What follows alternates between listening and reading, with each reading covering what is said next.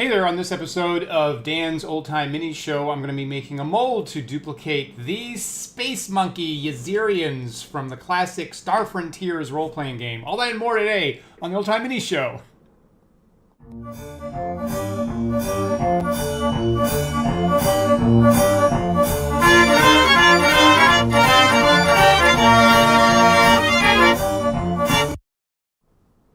Hey everybody, thanks for joining us if you're live here on Thursday night for Dan's Old Time Mini Show. And thanks for tuning in again if this is a return for you. The last couple of weeks we've gotten started with my mold making abilities, blowing the dust off that for the first time in quite a number of years actually. And we were working on the blob aliens from Star Frontiers, which I thought was a good place to start.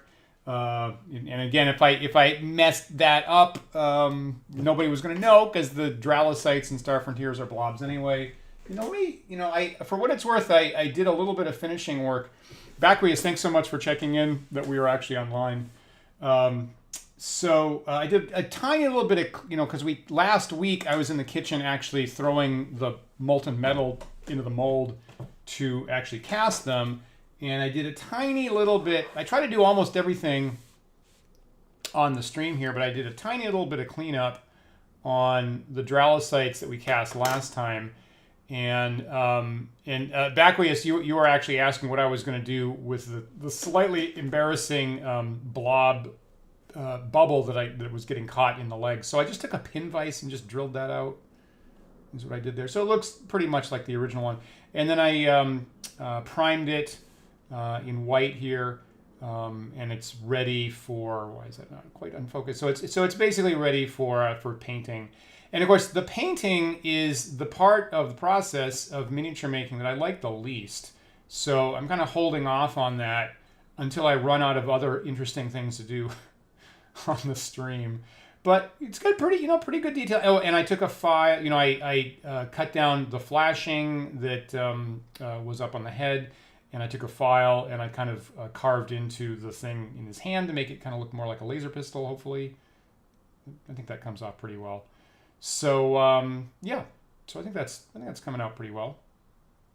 Nice. It's funny because I actually don't... I've actually never primed miniatures in white before. In the past, I usually prime things black or gray is what I do. But a couple of us on the Wandering DM's Discord server have been saying, yeah, do it in white, and then it's easier to do other stuff. So that's actually the first. So I took your advice. I took our patrons' advice, and I primed it in white for the first time.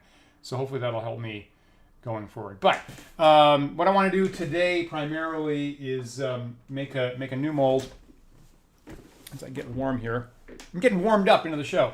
So make a new mold for the Yazirian miniature from the Star Frontiers 1983 box set for miniatures. And I might have misspoken once or twice in the last week or two of the two miniatures I'm working with so far are from the original 1983 miniature set, which I think is kind of nicer. They have larger...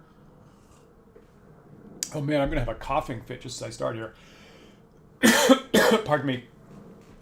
I think they have the 83 box as opposed to the 84 box has nicer detail, and this thing actually, they have veins in the Yazirian wing membranes on our flying space monkeys here. They're larger than the 84 set. Like, I don't know if they were trying to save money on metal casting, but I do kind of like the earlier set a little bit more. So I'm taking this Yazirian here to hopefully cast and get some miniatures on the table for player characters in my upcoming game, as you want to do there.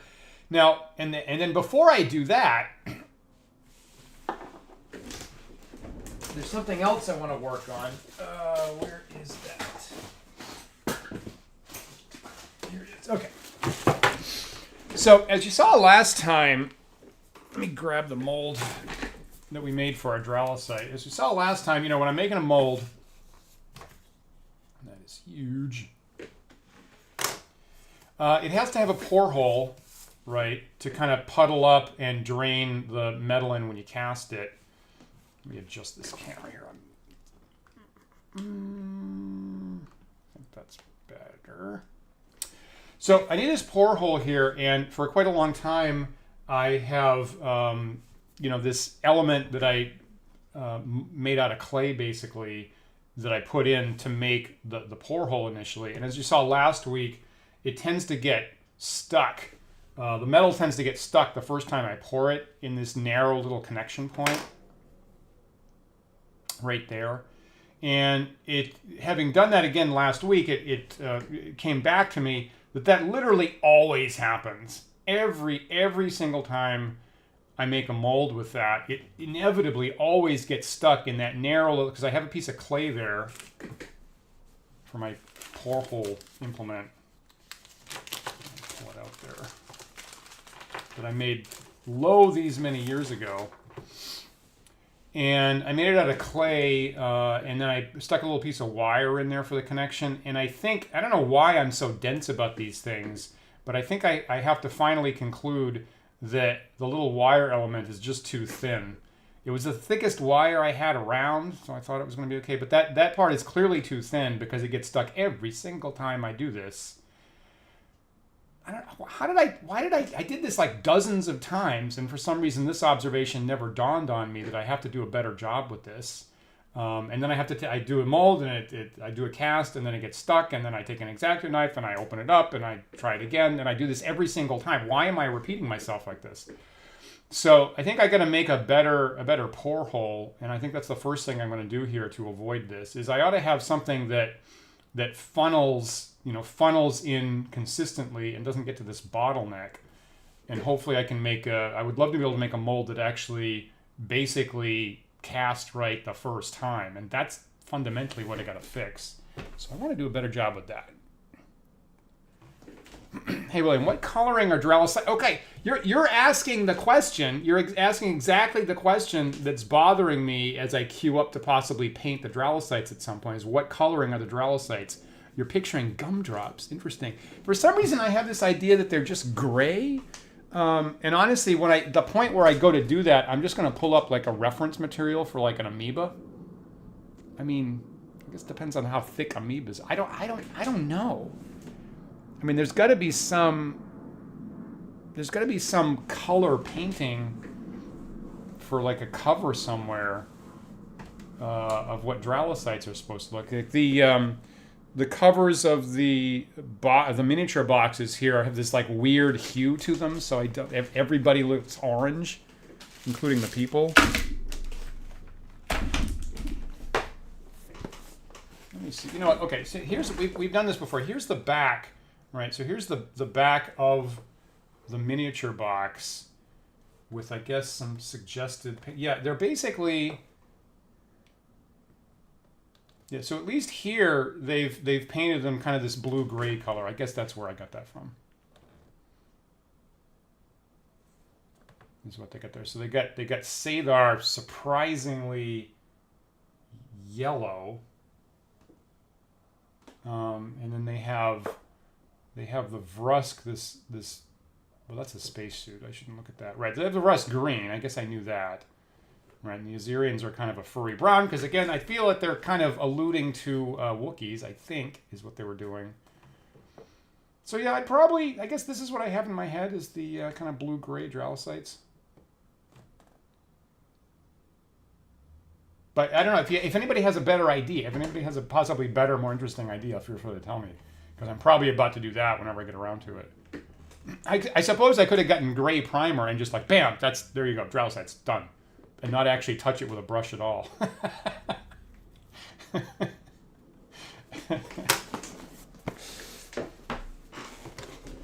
that would make me happy. Anyway, let me look at, so again, occasionally I go back and I gotta get like a pointing device. The old pre-production Wookiee look. Okay, you know what? Okay, so I'm chuckling, Jonathan, and now I don't know what is the difference? What is the difference between pre-production Wookiees and post-production Wookiees? Because I guess I don't know.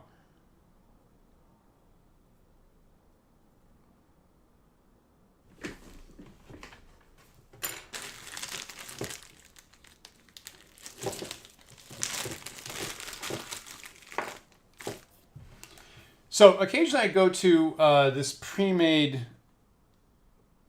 Duncan mold I got from the Duncan company that thanks Jonathan, that has a couple of goblins and an ogre in this mold here, and so I kind of use this as a model, no pun intended, for how to construct molds with the little tabs here so it fits together, and the pore holes. And if I look kind of carefully at this, you can kind of see that the pore holes are like surprisingly parabolic. They're almost exactly parabolas for what it's worth. So there's this smooth curve down to the bottom, and it doesn't have that kind of extended narrow thing that I made out of my wire, right? This kind of smooth curve down to where it connects in the miniature. So I guess, but the oh Lord, try to make them translucent. Holy smoke. That's probably beyond, trying to make the Dralicites look translucent is probably beyond my painting capacities by a good stretch. So I don't know if you can get do something like that and then throw it on the Discord server, because and tell me how to do that, because that's utterly beyond me right at the moment. My weakest part of this whole thing. Right, possibly larger opening, and for me it's also just taller. Right, so for me, I made a little very intentionally. I made it very shallow, right, so that I wouldn't have to extend my mold a lot. Because when I saw this, I was like, well, this whole mold is like, there's not much of the miniatures. Like 25% of this mold is just for the pore holes. Why is almost half of this mold just for the pore hole? So I was trying to save rubber by making a smaller mold and therefore a smaller pore hole. But maybe you need that weight. Maybe you need that weight underneath it to kind of push it through more smoothly. So maybe there's a method to their madness. I don't think I want to make one thing that occurred to me this week was I could take this, I could cast one of these and just snap out their pore hole and just literally use in metal their pore hole. But I do think it's a little bit taller than I really want. But I do think I need the thing to be smoothly coming to the point and not have like a stretch that's too narrow, so that it's smoothly, the mass of metal is pushing down on it, getting through the choke point and getting into the miniature. So I think I'm gonna make a new pore hole tonight and see if I can't do better with that. A couple other things that we saw about this is that where the miniatures have something stretching out of them, like this goblin here is pointing off to something. This goblin here is holding a spear. This ogre here's got this club. Is that the miniature is tilted so that the pointy element is either going down or at worst horizontal. Right. So this club is mostly horizontal there, so that the problem that we had with my Dralicite laser pistol sticking up and the metal not getting up into that is resolved by not having to turn the corner and fight gravity and go up.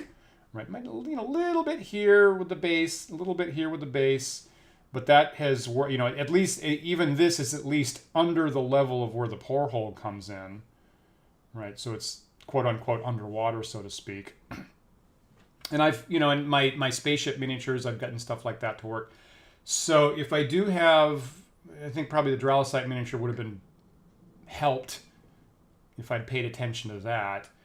And the final thing I noticed here, looking carefully, is if you look at not this, but not this, but this. If you look closely at this goblin miniature in the mold, right, the connection, the pore hole, isn't in just one place. There's two separate places where the pore hole connects up into the miniature. And when you put this together and you look down in it, you can see the two separate little holes at the bottom going in there. So I think maybe I could take that Dralicite mold and attempt the same thing, attempt to connect up the pore hole to the top of the laser pistol and come in that way, maybe that would actually solve the laser pistol problem. Assuming that I didn't mangle it last time, because I was taking an X-Acto knife, I was trying to widen it. So actually I already have that part of the mold arguably mangled, and maybe I can't recover it. But that's something I should keep in mind. And I've done, it's coming back to me, I guess I've done stuff like that before. And in fact, like I have my little bag of pore holes that I made. And in fact, in addition to this one, I have some trouble getting things in focus tonight. Get in focus, you. Focus! Yeah, okay. So in addition to that one, right, I maybe before, I made a larger one like this. And then in my bag, I also have this. Right, so at some point I did make a three-element mold. And I think what that was for, actually, I should have grabbed one of them on camera. The spaceships for the Allied races have lots and lots of these separate engine elements. You know what? Okay, give me a break. I'm gonna come right back with a spaceship finisher.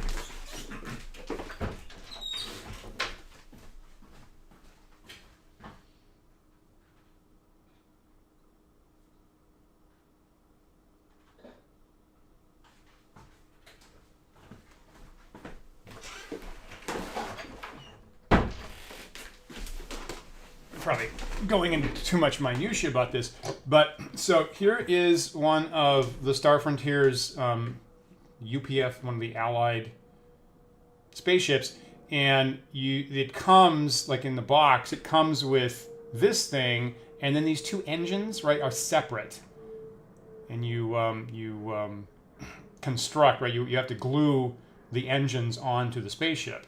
And that's like one of the smaller ships. That's one of the frigates or destroyers, possibly.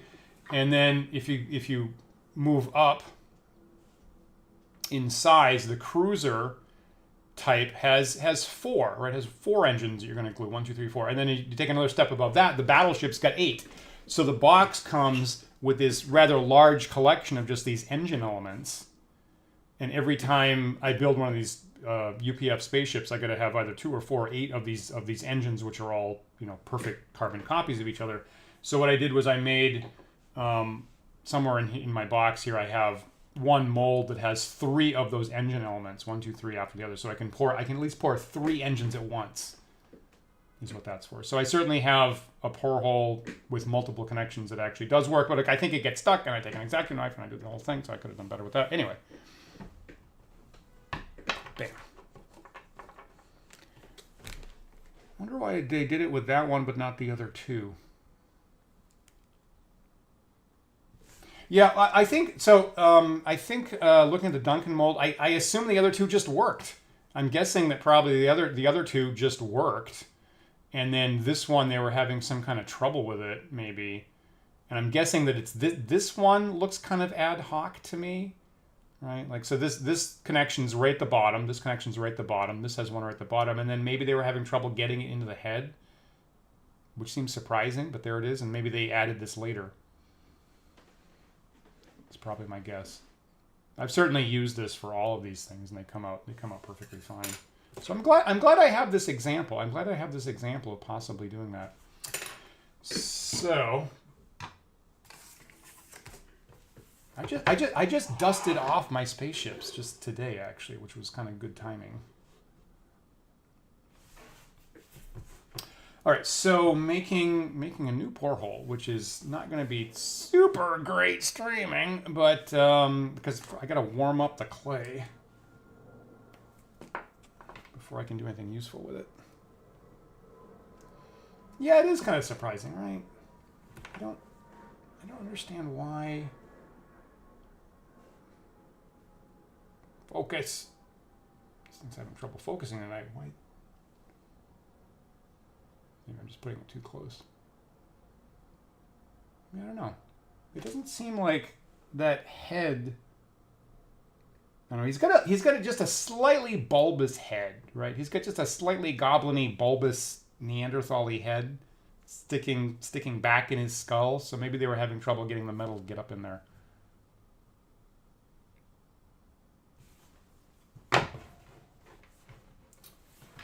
Okay. So once again, I want a pore hole that's not huge, and maybe I'm fighting how physics works, because I don't want to have to make my mold too big. I'm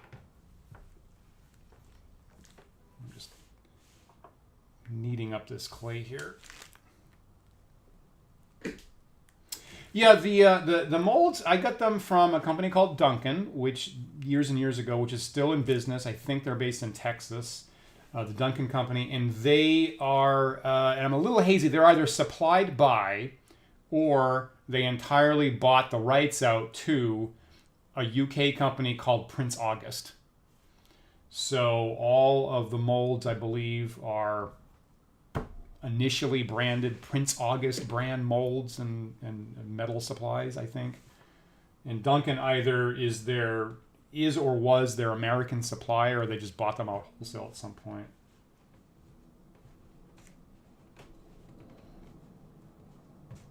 You can look at you can certainly go to the Duncan company website, and they're going to say what the specifics of what that is. I was happy to see that they're still around when I decided to do this stream.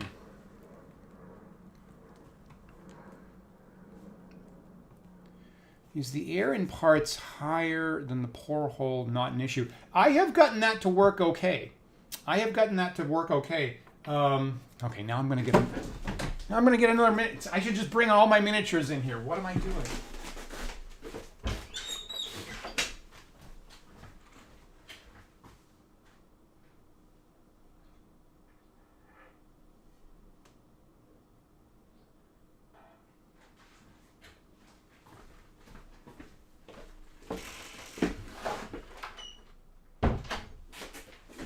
Okay, so if you haven't seen it before, here are some of the bad guy miniatures in Star Frontiers, right? The wormy Sathar.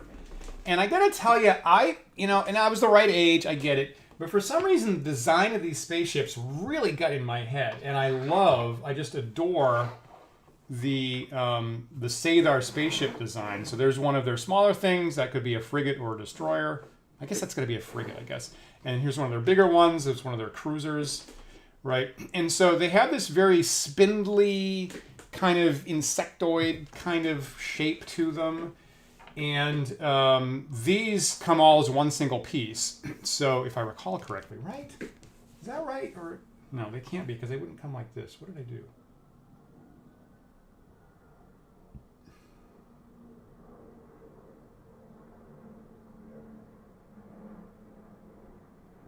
Jeez, now I don't remember. No, I don't remember how these come. But I know that certainly the frigates, right, the little frigates, these are definitely come as just one piece. And so I have a mold for this, and you can see that, and I made it just like this. I made it symmetric, perfectly standing straight up. And initially, one of my top concerns was that these engine struts, here's the air, comes down. The metal has to come up and then come up here. And as you can see here, that cast came out perfectly fine. That actually wasn't a problem. I think in the mold I have to make a little air gap here. But I can totally get stuff to come up. That worked. And I think... Geez, now I don't know if this couldn't be all one single piece. I guess maybe it was like maybe two of the pieces were connected and two pieces came separate. Geez, I got to go back and look at those molds. I don't think these were separate. Anyway, so I can certainly get metal to come back up, even if these were separate. I was still doing them right ways up. So I can get metal to come back up, and so certainly here the whole, everything in the miniature is certainly under the pore hole at some point.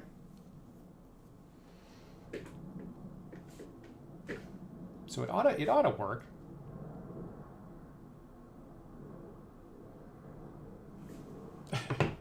That is correct, Lord Pseudo. Yes, the canon is that at least when the campaign starts, no Cathar has ever been taken alive to be debriefed or interrogated. So I do believe that is actually canon. That if you try to board them, they've all got a self-destruct button on them. Yeah, I got really enthusiastic about how the Cathar ships look. I really love that graphic design. I used to do like animations. I actually at some point I actually wrote at a very early time I actually wrote my own ray trace rendering animation engine from scratch. I think in Pascal, specifically in order to animate these spaceships, bizarrely. Pobat portholes. Okay, so better porthole. So this size seems to be working for me, but I don't want the little narrow thing. I'm glad you agree, Jonathan. I'm glad you agree.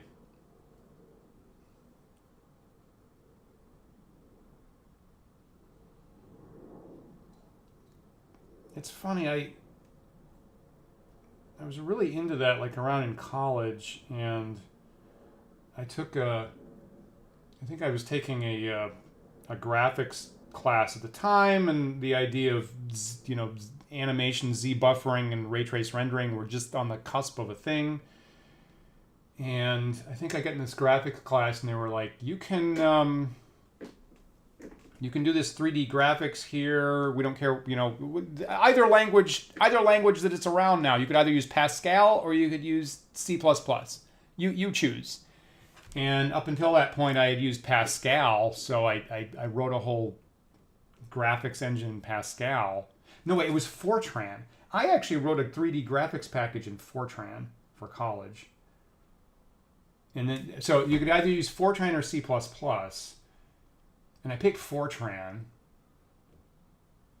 which seems completely insane right now. But anyway, that's at the time you didn't know. And then in order to have it at home, I rewrote the thing in Pascal. And I'm like, in retrospect, if I'd picked C++, that might have been, you almost could have made a business out of that at one point. Anyway. Water over the dam. To this day, the ray trace rendering, I hope everybody here's a software engineer. Ray trace rendering is just such an elegant conceptual idea, right? It's just like, oh, obviously, of course. You're just modeling all the light rays. What could be easier than that? It just seemed like conceptually super elegant. And I'm like, yeah, that's what ought to happen. Okay, so I'm trying to make this thing into kind of parabole shape, like the pre-made mold. I guess I need a little bit of a point on it, but not as narrow as my prior one.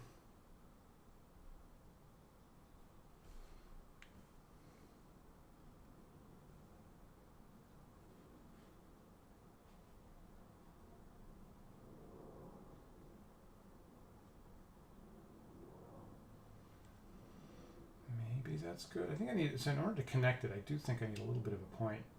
So I think that how it works is probably you need it fairly smoothly narrowing, so that the mass, the weight and the mass of the metal is all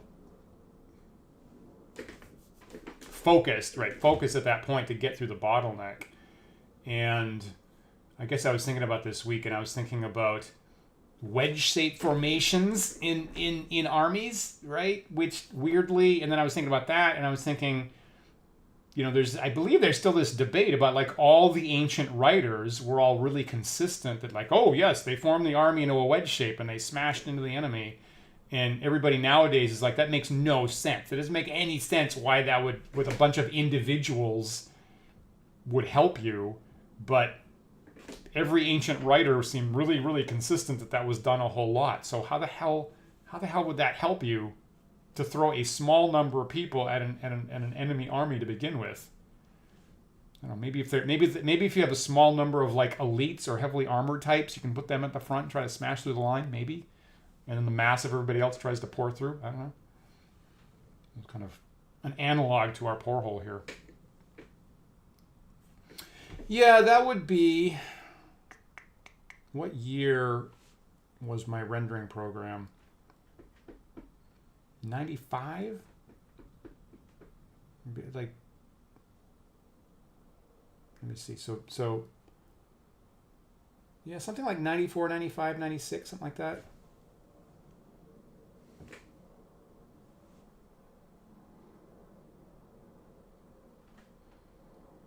And the funny thing is, I got a job, right? So I got out of college, and I got a job working at Papyrus Racing as a game engineer, and they're the guys that now have a company called iSport that was very successful a couple years ago, doing hopefully high-end racing simulations. Initially, we were doing NASCAR. We had a license in NASCAR and IndyCar, and I remember for my interview question.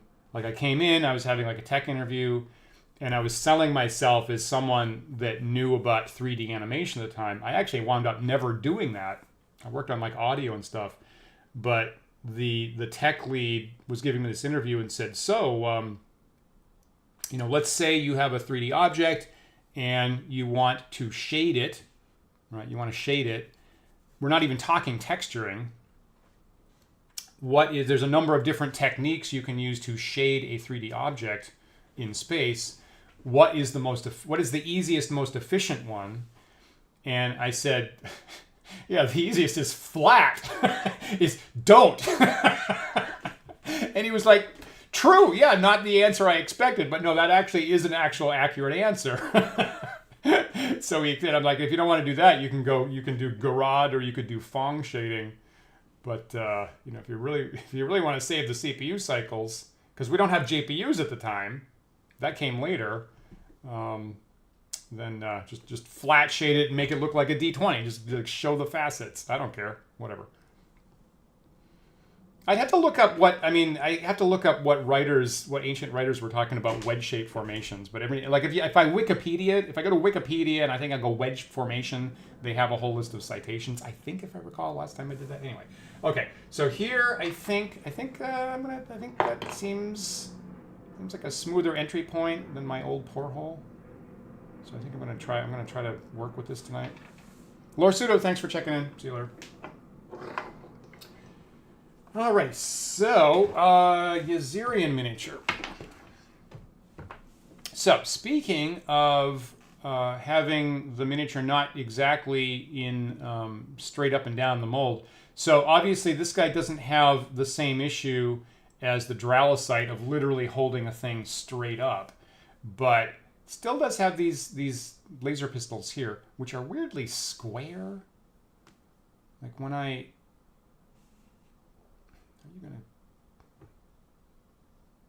apologize for not getting this in focus. So the laser pistols in the guy are, the one thing about this is the laser pistols are weirdly square. So when I cast it, I'll probably take a file and make them a little bit pointier than they are. But anyway, so I think I'm not going to put him like this, right? This would actually be straight up.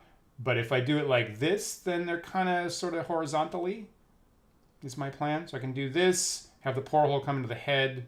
The pistols are then about the same height as where it comes into the figure. They can be about horizontal, hopefully, right? And then if that doesn't work, I can come through and maybe I can add extra holes, maybe. I'd like to avoid that. So let's try that. Okay, so our technique here now is to make a little mold box out of Lego type stuff. So this is the time on sprockets when we play with Lego-y things. Okay, maybe upside down. That's a good suggestion, David. We thought about that previously, and we think that... So obviously all these miniatures have the bases on the bottom, and this works perfectly fine. So we feel... Now I can't remember what the argument was, one way or the other. But anyway, this seems to work, so I'm kind of following suit like this. And probably having like a smaller head on the top is easier to fill it all in than having an extended base on top. If the base was on top, then you might be fighting getting all the metal evenly up on the top, possibly. Whereas if the big stuff is on the bottom, it's clearly going to gloop down there. But maybe I'm just being conservative. I'm just following suit what happens here. Maybe I should try that sometime.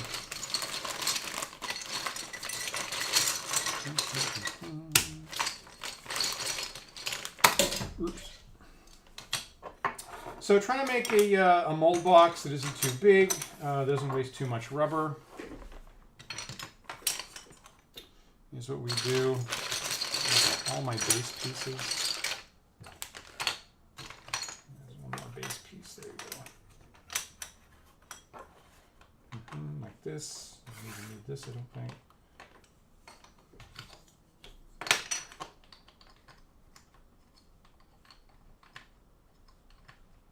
Are you broken?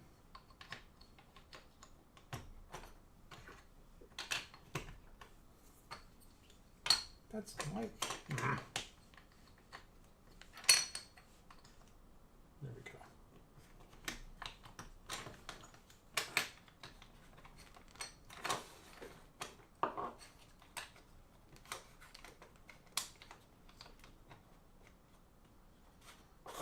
Again, I have off-brand construction blocks here that I'm using. So not all of them fit tightly around the perimeter. And this guy's a little bit bigger than the Dralisite miniature. I think that'll be okay. So put him in here like this. Put my porthole like this is the plan.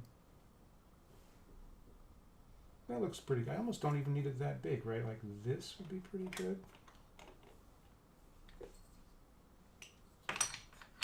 Again, trying to save some material here if I can.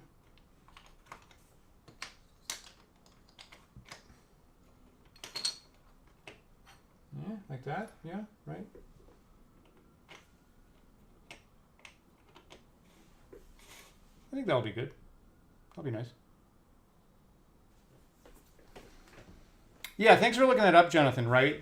It's been a while since I looked at that article, but you're right. Modern police still use the wedge during riots? Really? I guess, now, okay, now at some point I need to go look at video. I mean, now that seems to me like, again, that's clearly asymmetric. Like, that's a case where it's clearly asymmetric. Like, the police in that situation would be heavily armored compared to rioters. So it seems like you'd have to be wildly more heavily armored than the other side for that to work.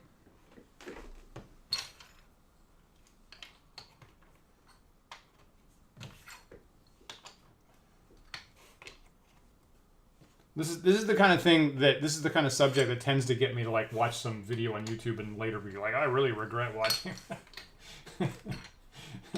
Now I feel gross. Okay. Did I go 3 levels last time? Is that what I did?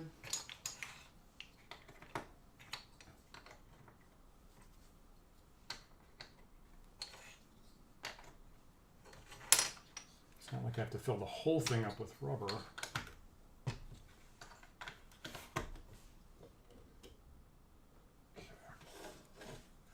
Something like that. Okay, now here's something that I'm going to be a little bit adventurous with tonight, right? That I'm going to do for the first time is previously I was lining, and most like mold boxy type things have an issue of sealing it so that the rubber doesn't flow out.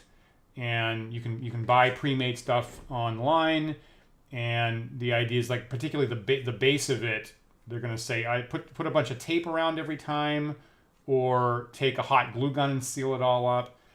So last time I took saran wrap, whatever I'm supposed to call it, and lined the hole inside of it, and okay, so that worked, but I do have, with the mold we got, the edge of it is all wrinkly, yucky, and that doesn't make any difference. And if I had a high wisdom, I would go, I don't care, that doesn't matter. but I'm a little, I'm not that person, and this actually aggravates me to a surprising degree, and I'm like, that's yuck, it doesn't look good.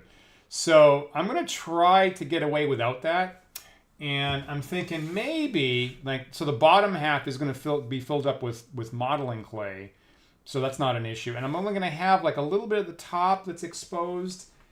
There's not a lot of rubber in here, there's not gonna be a lot of weight behind it, so I'm thinking maybe I can get away, without it doing too much leakage between the bricks on top. Yeah. So I'm going to try that, and I'm thinking, maybe I get a little bit of leakage and I clean it up. We're going to find out, but maybe if that happened, there would be one less thing that I have to worry about, and I would get like a cleaner mold out of it at the end. So I'm going to try that tonight, because that's the kind of brain that I have.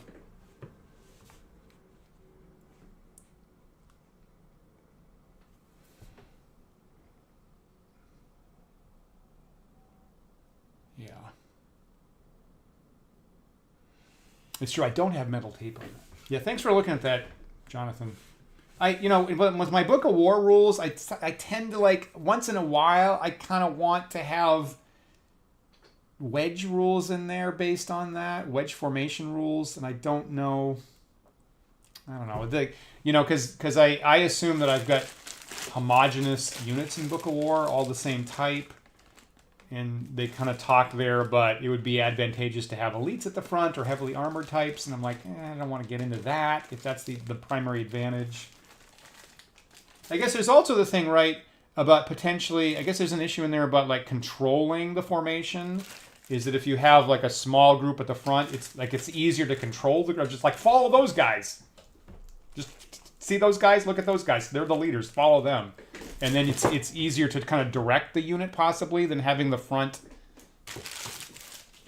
parade around properly. That I could see. That seems to make conceptual sense to me.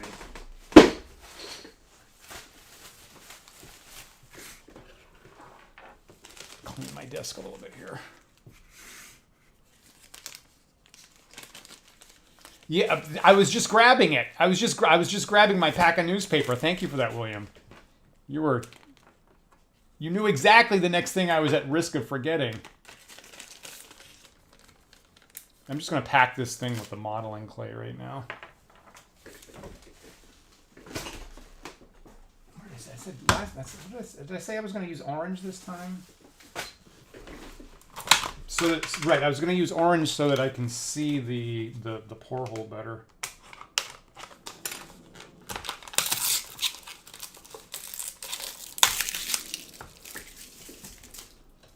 All right, so digging into so in addition to my off-brand Lego-y construction blocks, I've also got off-brand kids modeling dough from my local dollar store. So I'm opening this up. And I'll just fill in the bottom half of my my mold box here with that.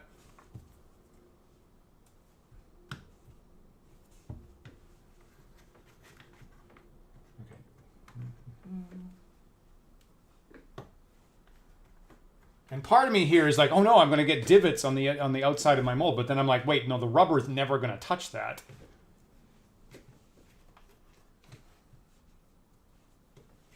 Okay, so in particular, right, I want this clay to cover up the bottom, at least the bottom brick. So there's that much less to possibly leak out. So I can do that.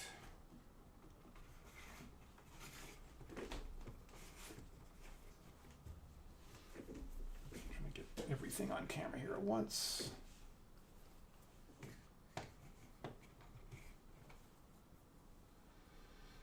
Okay, I should be kind of planning ahead about exactly how the Yazirian is going to get supported in here.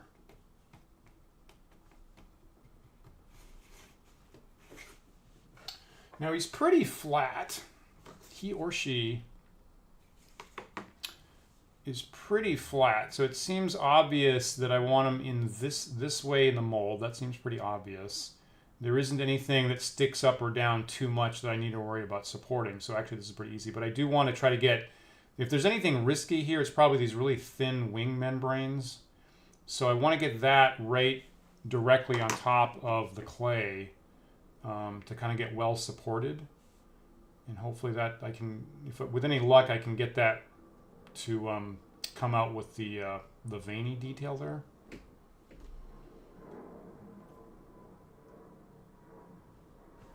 Does it matter if I put them face up or face down? I feel like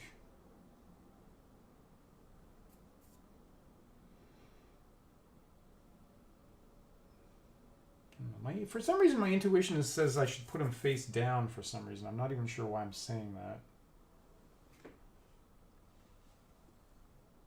Feels like there's more detail here. I don't know. Okay, so I think that's about deep enough.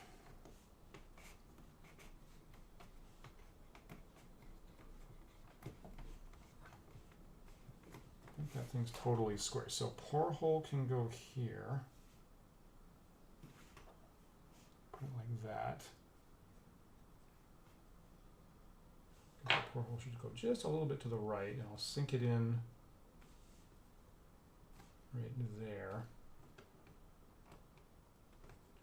I put the pore hole in first because, you know, it has to go right up to the edge. And then take this guy, try to get the guns horizontal.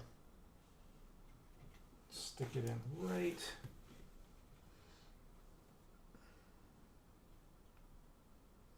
right up against the pore hole.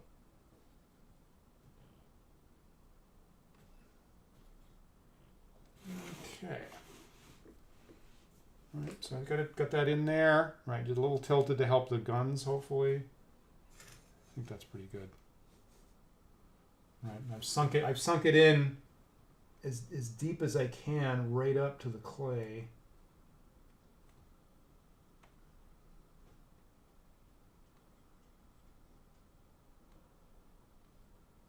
Okay, pretty much flush against the pore hole there. That's pretty good. I'm happy with that. Cool.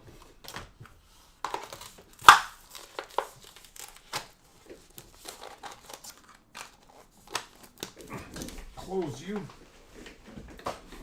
Oops, sorry. All right. So now, let me see. Do I mix the? What is my next step? Do I mix the rubber and then use the release agent, or do I? But great minds think alike, William. Thank you so much. That just occurred to me.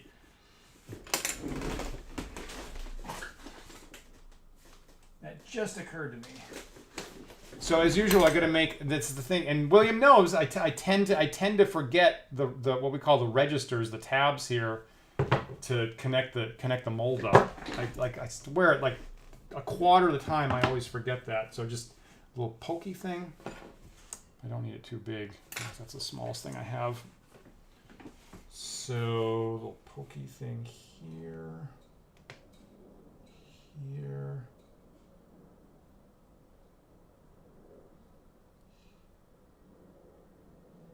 Trying to find the biggest space, I guess here. Thank you.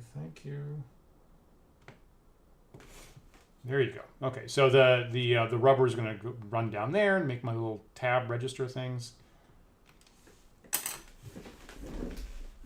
I have a Post-it note on my rubber containers, so I think when I pull out the rubber containers, I was worst case scenario, I was going to go right.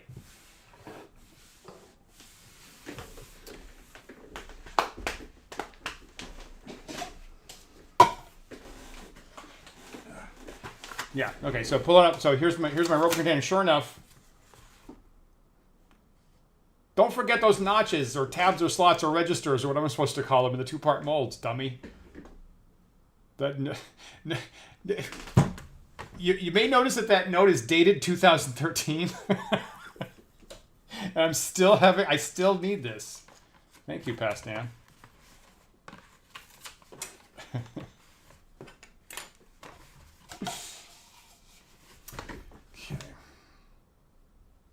I guess okay. I'm just gonna use the release. I'm gonna use the release agent right now, just to get it out of the way. So, so grabbing my release agent here. Boy, that's way zoomed in. It's really not that big. So throw this down. Hopefully this helps the rubber disconnect later after it sets. And we've been doing these 2-part molds in 2 weeks. So I've been letting this sit a whole entire week when that probably wasn't the intent. But it seems to be working out okay. It worked okay with the Dralsite mold. Wrap the outside of the cube in plastic wrap. I'm guessing that that's probably not necessary. I'm gonna if I'm mistaken, we're gonna find out here. I think the chance of it running all the way through 2 layers of the bricks is unlikely. Like my guess is it might leak inside the bricks, and I'll have a little stuff to clean up, maybe at worst. I don't know. And I guess if it really if it really runs crazy, then we're going to find out right now. But I'm guessing, anyway, I'm committing to this experiment. I would just like to get one less piece of material on my table when I do this.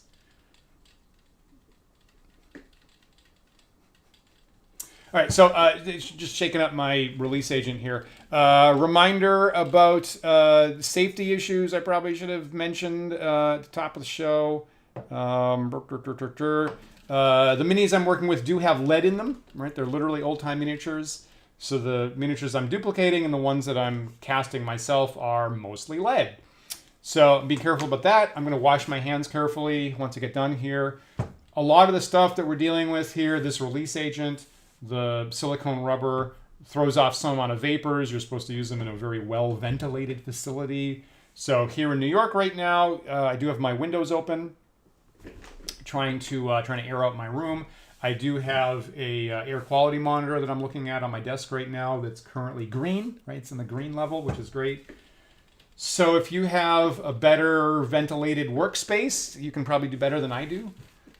But we are trying to be careful about all that. But even so with this release agent, I don't even do that here. Obviously same for like priming, spray stuff. I'm going to go over and lean out my 3rd-story window when I do this. And I will be right back after applying the release agent.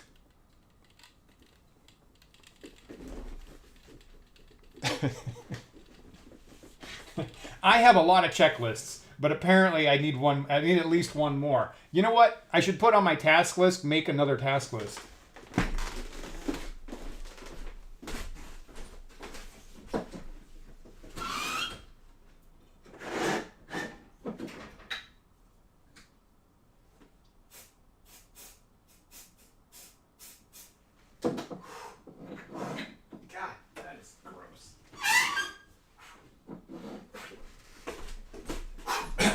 In particular,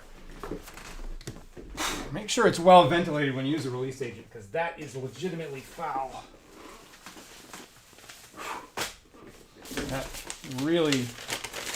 That has an odor that really screams toxic.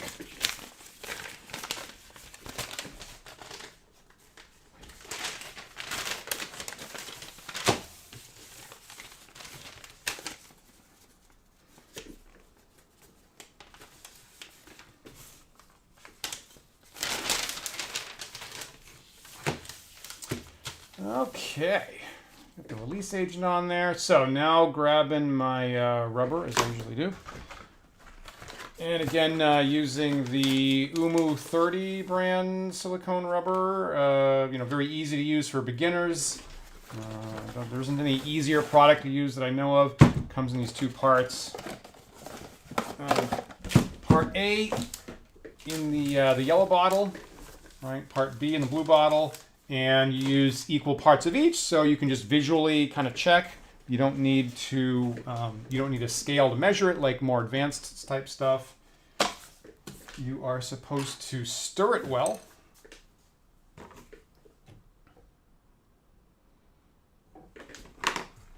This out here.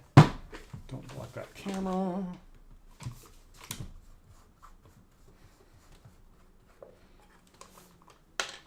Wish we had product prices like that up in Canada.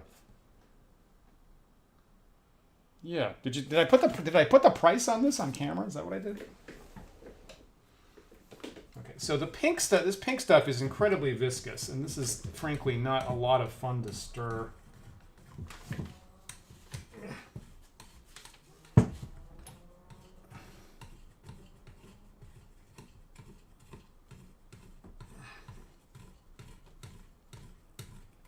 As far as the amount goes, I'm assuming, I think this is the same size as I used last time.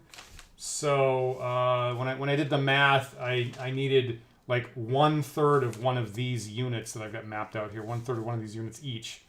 And I think I learned right, because it's viscous enough that it piles up, and it's easy to get tricked about how much I just poured, because there's going to be a little pile in the center that hasn't even touched the outside of my cup yet. And I think that's why the first time I threw too much stuff in. Oh, the the vegetables on the flyer. I wish I had a slightly, like, less loud newspaper. All I have here is the stuff that gets thrown on my doorstop of my apartment all the time. It's a little louder than I really want on camera.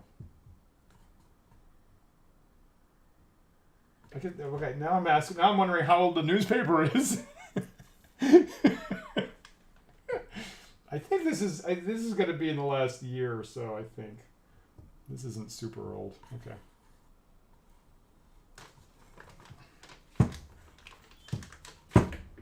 You get over there.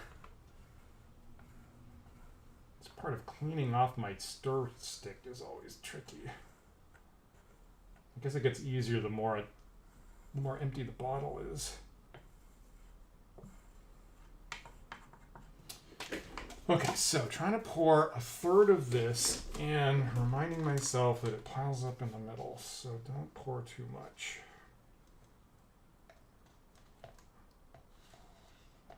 That is, yeah, okay. That's about 1/3. That's better, I think, than I did before. I'm gonna call that successful. Ish.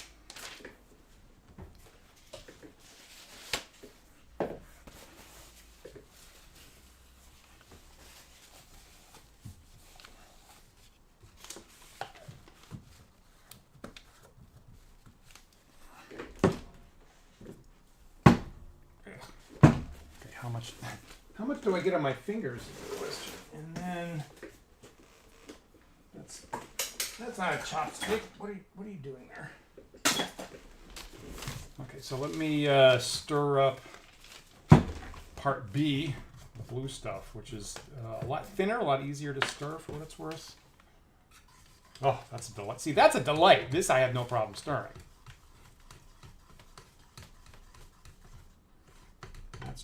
That's just enjoyable is what that is.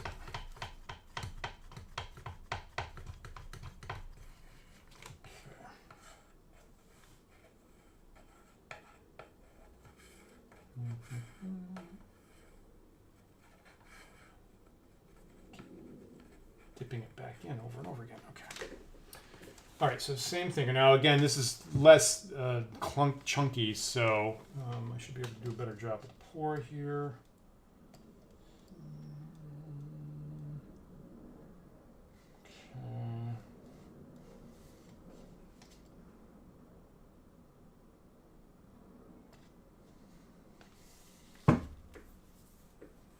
Good enough. That might have been more than I really wanted in there, but okay.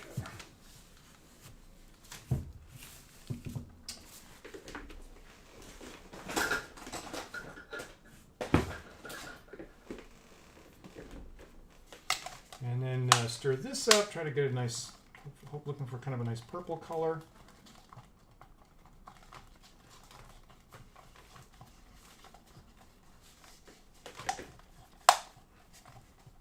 I think that's about right. I'm trying to kick up the pink stuff that collects in the corners more.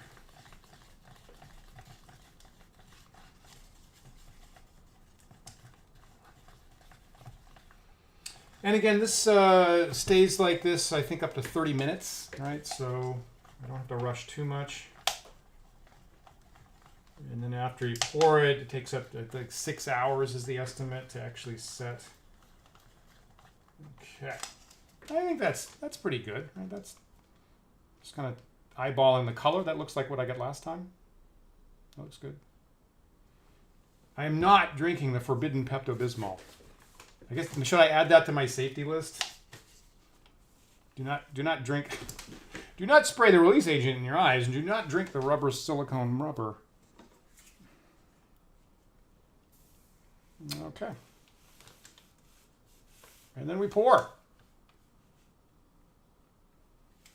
Can I do okay? Can I do this without getting in the damn light? Is the question.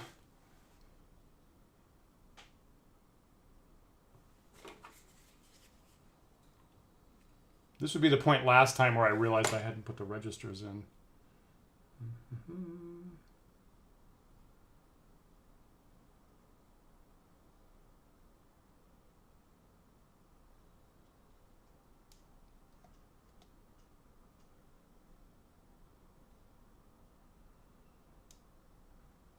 I have just a little bit of concern. I didn't. No, I made enough. This is fine.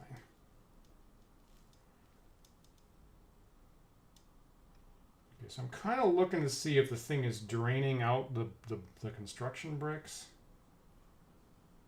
I think I'm okay with this new experiment.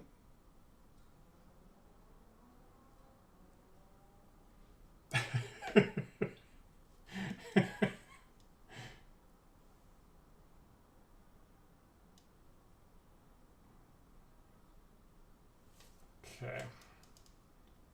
About everything I'm going to get out of there. I got that on my hand. I got this on my desk. The stuff cleans up pretty easily. It's not too bad. Okay, so it doesn't look like this is just draining right out the bottom, right? Or really the sides is the only option where it could drain up. So my non-saran wrap technique, so far so good, I think. It's not.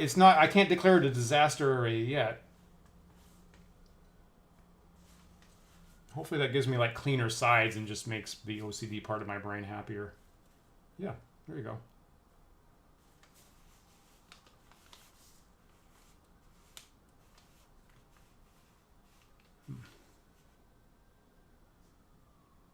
Now I do feel like I have some. Maybe I didn't. I have some parts where I are still visibly pink. I don't know if you can see it on camera. See that? You can still see some bits here that are pinker, so maybe I didn't mix that up perfectly well. Hopefully that's okay. Just kind of trying to shake some bubbles out of there.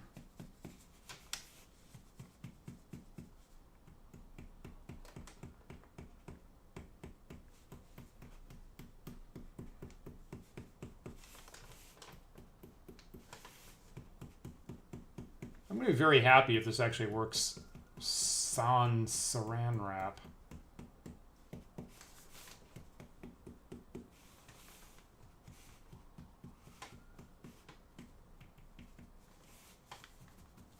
Okay.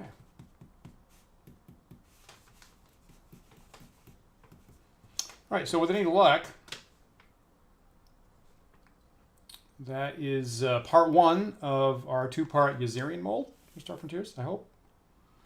We won't know whether, again, I'm committed to this, and we won't really know whether it works for like about 3 weeks, frankly, because I'm going to make this, I'm going to make part two, and then we're in the kitchen to actually cast it. So like I say, like an old school video game, I might have just screwed something up horribly, and I won't know for most of a month. I feel pretty confident. The fact that the Dralosite mold worked on the second attempt, I think, is pretty promising. And what I would love with this is A, to not have the rubber right now be running out of my mold, and B, for the new pour hole to just work on the first shot. That would be delightful. I would love that.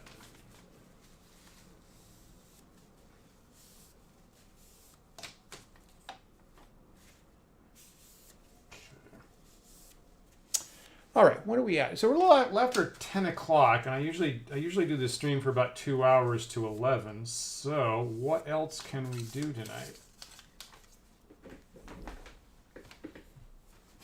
Cleaning, put my rubber supplies away.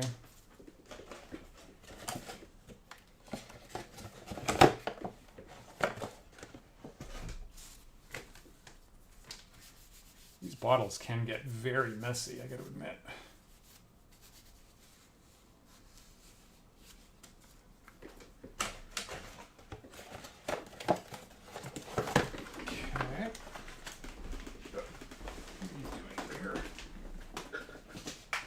Well, you know, coincidentally, I'm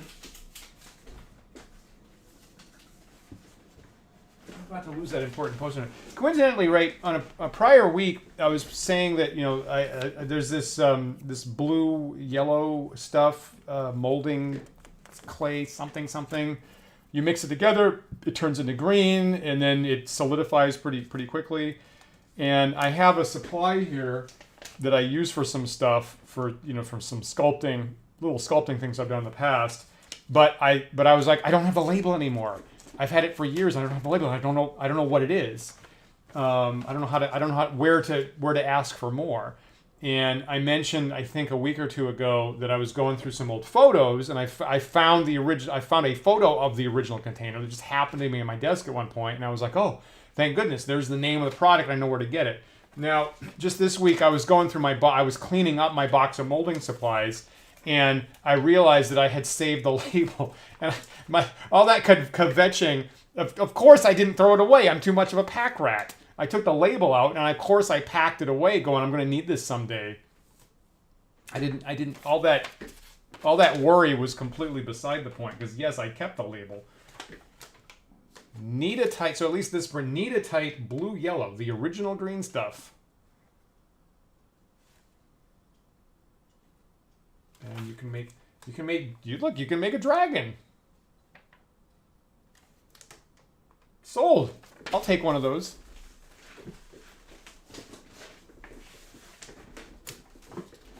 All right, take my cup here. I got quite a bit of the rubber stuff on my newspaper. I guess that's what it's there for.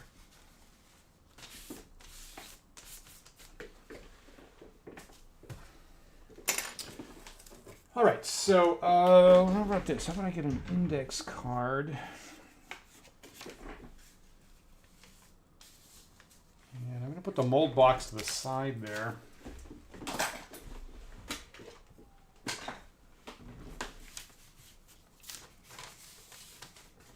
Usually, I usually move this around with like a heavier piece of cardboard is what I do. That's good enough. Okay, so how about, let's grab one of the Duralocite miniatures. I have in the past, I have sculpted my own custom minis. Oh my God, I'm getting more miniatures from the other room. Is this what I'm doing all night?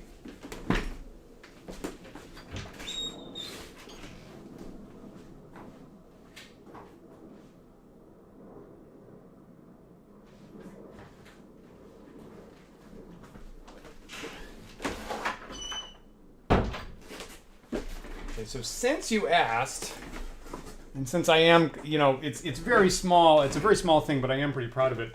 So the Star Frontier spaceship miniatures didn't come with fighters, right? So they came with capital ships like frigates and destroyers and cruisers and battleships.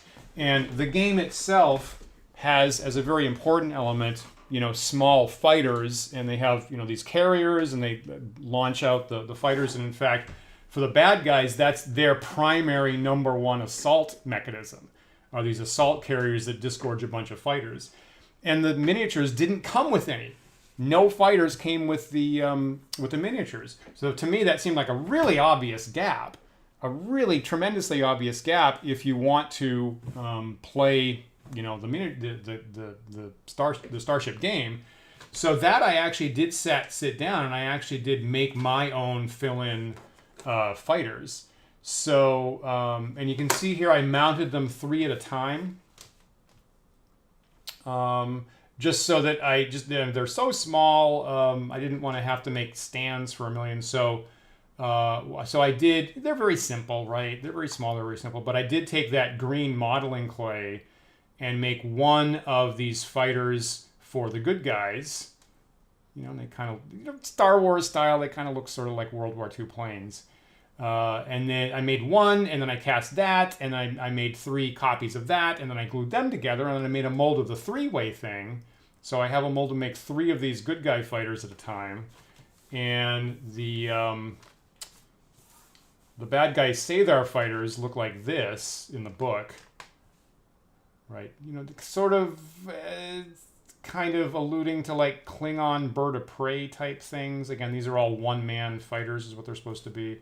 So I sculpted that. If I can get that in focus. I sculpted that same kind of thing. Made one mold, cast 3 of them, glued them together, and then made a mold for a 3-way thing. And yeah, so those are my sculptures. Kind of fill that in. Yeah, cool. Thanks. I'm glad you asked. I am kind of I guess that's the only sculpting thing. Well, I guess I can't say that, but that's the only thing that I've carried all the way from my own sculpture all the way through the molds of the cast are those fighters, and I was pretty happy with that. I think the gentleman that runs like the Star Frontiers website saw that and was like, "Oh, I got to have those." I'm like, "You got it, buddy," and I sent him a couple as a gift. Now, I will say, okay, so on that point, I will say that I have, for the Star Frontiers miniatures, there is a white whale that I have, and that is that there's no good guy carrier. Right, there's a bad guy. The Scyther have a bad guy, pretty obviously assault carrier, I think. Or there's one big miniature you can totally read as an assault carrier. And the good guy assault carriers in the book are very distinct looking, and there's no miniature for that. So I have a couple times tried to design my own good guy assault carrier, and I kind of it's sort of the end limit of what I can, I guess, design as a sculpture. But once in a while I keep thinking, oh, I want to go back and I want to complete the set, because once you have that, you've got everything that there is in the game. Thanks for posting that link there, Abaquius. Actually, no, Jonathan. So our little private for friends HelgaCon, right? For what it's worth, Friday, right? Last Friday was the end for game submissions, and I didn't do this. No, this was, Jonathan. If you're in Boston in a month or two, that's what I'm going to be doing for our Friday night group. You want to see that? Well, I mean, I'm going to be running the role-playing game with these things. Anywho, someday, anyway, to complete the thought, I would like to have good guy carriers, but they are big. They would take a lot of metal. You know what? Okay, I need to have these miniatures in this room is what I need.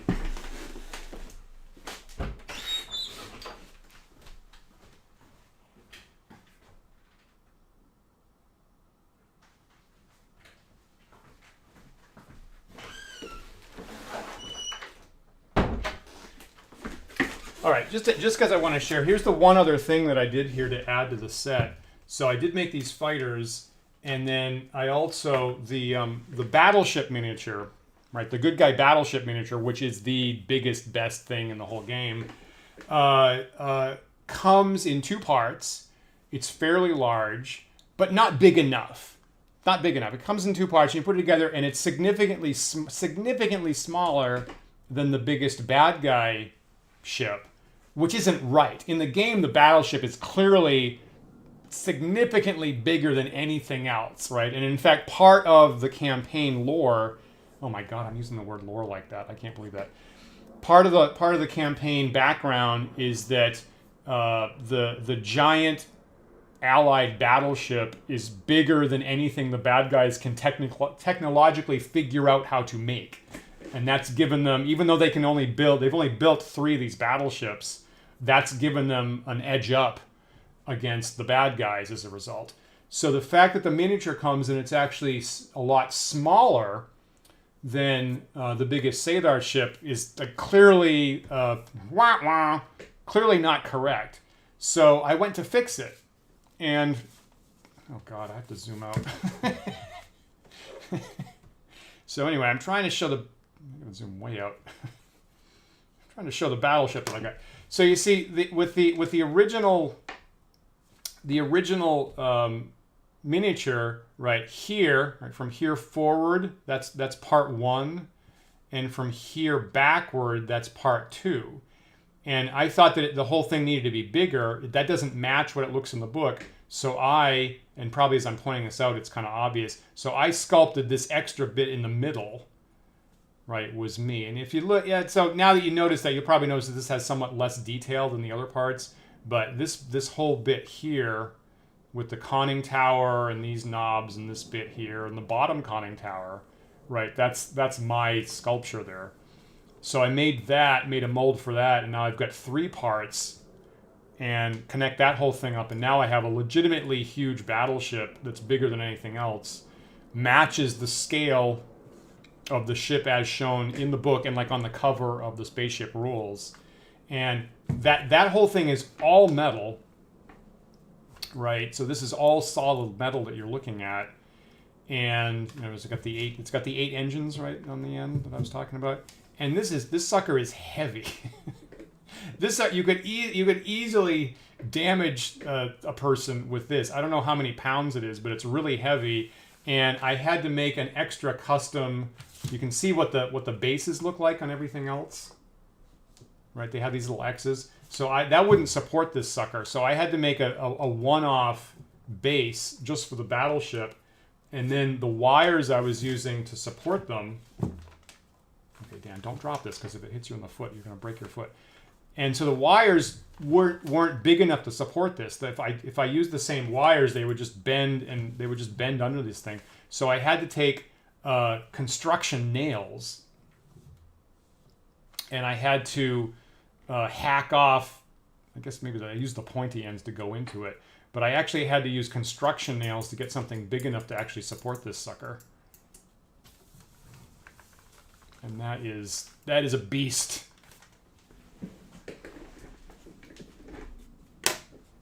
Let's see if there's one of the bad guy cruisers, right, lined up against this sucker. And that's what that's supposed to look like. So if I had more skill, so I would like, if I make a carrier, it should be pretty big. If I was really smart, I guess I'd figure out some way, like the biggest Sadar thing is actually hollow inside. And if I could, I'd make a thing that was like multiple parts that was hollow that you put together like this. But I don't know if I've got the skill to make that happen or not. Yeah, thank you. I got to admit, I'm pretty proud of that. For a complete amateur, and no training, and nobody telling me how to do that, I was pretty happy with my addition to the battleship.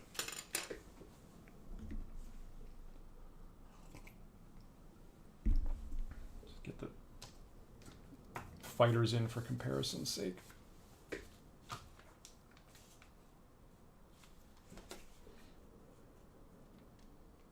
I like that.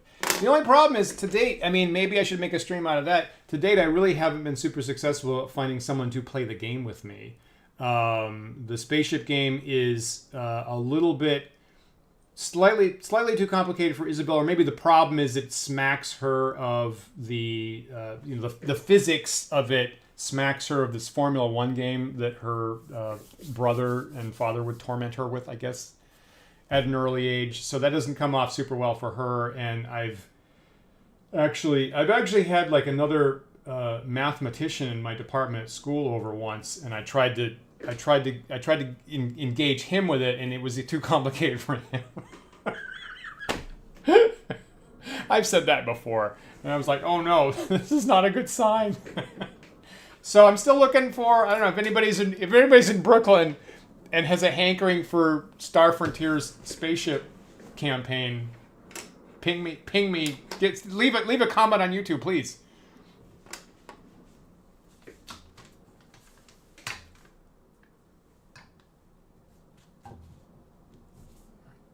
Battleship. Okay, so back to the ground level role-playing game.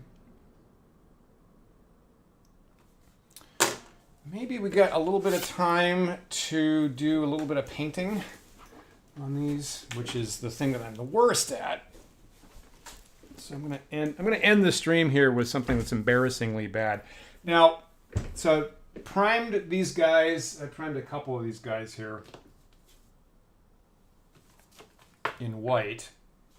There we go. And again, you know, the detail, I hope I didn't like kill too much detail with the priming actually. Okay, no. You can see the texture on the belt there. You can see my little, you know, hand correction. You can see the eyes, the hand correction of the laser pistol that I tried to do. You can see the little tech gear bag there. You can see his fingers. So pretty good detail.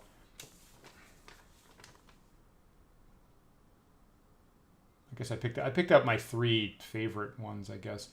So how to do this? So one thing that was suggested on our Discord server, and if you're not already a patron, you know, we have just the best patrons at Wandering DMs.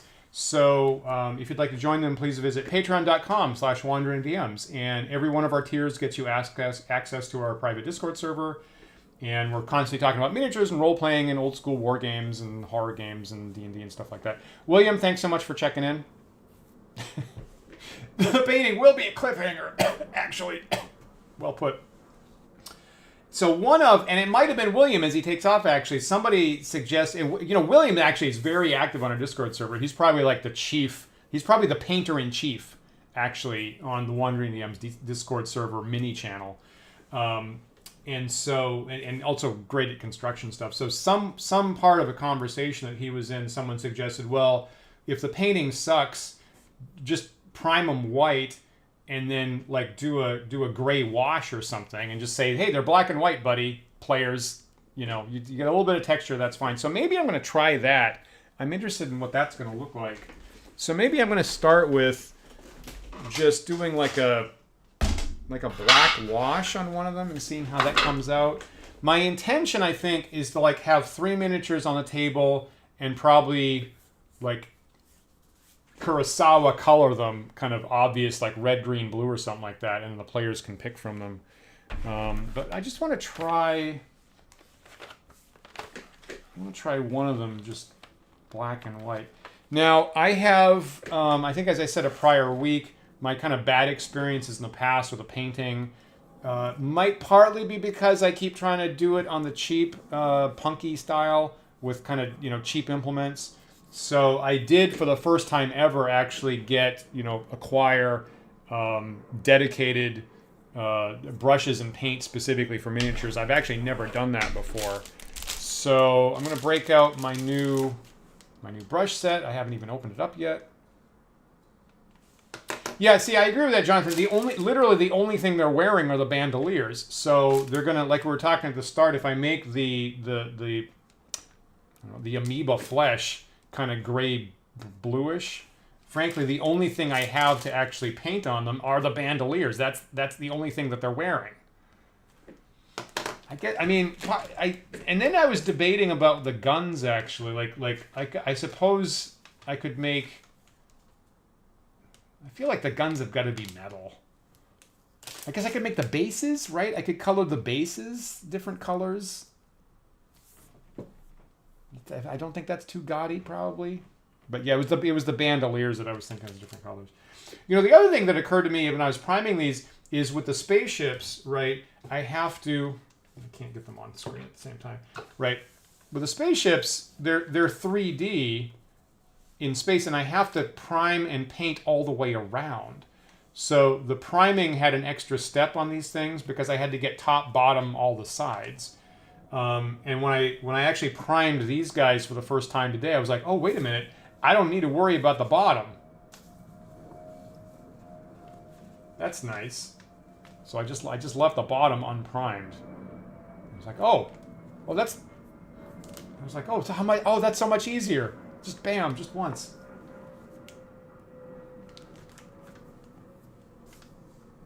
Yeah, I got my primed Dralicites here. Maybe they like flashy guns, right? That seems to make sense. That could work, right?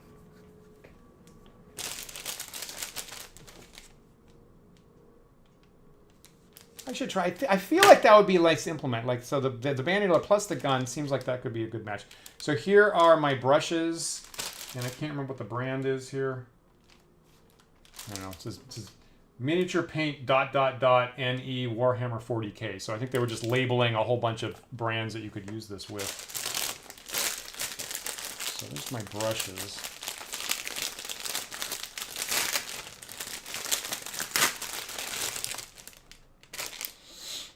Not even sure which one to use. Okay, so for, I guess if I'm just going to do a wash here, it doesn't really make too much difference. You know, I'm gonna use one of these because, like, when else am I going to use a brush like that? So you're going to see me screw up, right? So if I do something really stupid, please tell me. Like, nobody on earth is going to do painting like you're doing right now, Dan, because this I probably need help with. Okay, and in addition to that, I also got this set of acrylic colors from Vallejo, right? The Vallejo brand is what this is. So got a beginner game color introduction set. It's got you know, a bunch of primary colors. It's got some metallics down here, which I like to use. For what it's worth, if I go back to the spaceship miniatures, right? What I did for coloring these is, I think I did like for the good guys, I did a base coat of blue with a silver dry brush on top, I think you'd say. And for the bad guys, I used kind of a black-green base coat, and then I guess it was like a bronze, dry brush on top. And they came out pretty well for what I wanted. The funny thing is, at some point, I was like halfway into the bad guys, right? I painted them with this black-green base coat, and my partner Isabelle, who again has an MFA in sculpture, walks in the room, and she just immediately turns her nose up at it. She goes, ugh, that's a why are you doing it? She says, that's a terrible color. She says, don't do that. They all look like they're diseased. And I turn to her and I go, these bad guy spaceships are literally all named after diseases. Like, canonically in the game, they're actually called pestilence and plague and cancer and all this kind of stuff. And she was like, oh, okay, well done then. So I was actually quite happy that I managed to pick a color combination that actually clearly communicated diseases to the extent that Isabelle was upset about it. So I've done one good coloring job in my life. And I'm happy to have the gold and the silver so I can, you know, touch up my spaceship miniatures if I need to, because that's exactly what I wanted there. Right, gray, silver, yeah.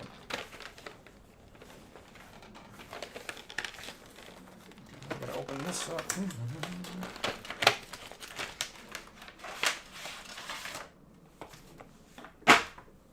I may not even know how to use these acrylics, actually. Yeah. Right, okay, so gold, gunmetal, silver. That's what I got there. So I'm just going to take a teeny tiny little bit of black is what I'm going to do here. Literally, how do you use these, says Dan.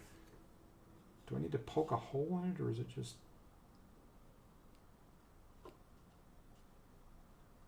Do I need to poke a hole in it?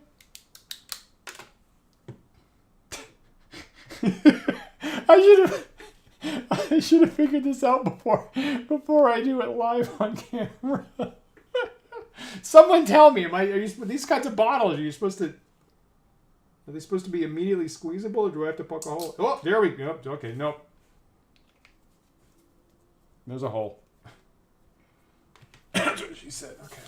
So that was a little bit more than I wanted there. Let me see. So then I'm going to put some water in there. How do I do this without making a giant mess?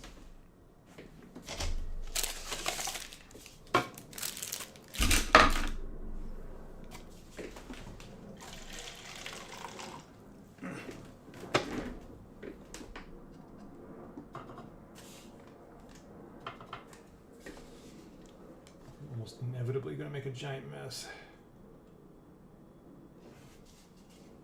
Okay, so I just want to do a wash here for the first thing. I'll just get a tiny little bit of paint. Just what I was told before was just basically dirty water.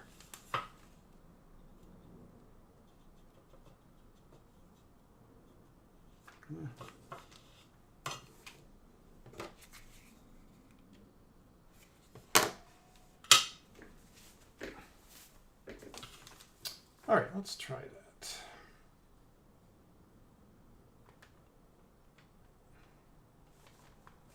So just kind of swabbing that down, letting that kind of run.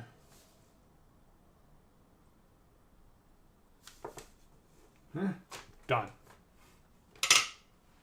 So we'll let that dry, and hopefully that kind of runs into the high spots. And just kind of gives you a little bit of texture, right, is the idea, I think, with that.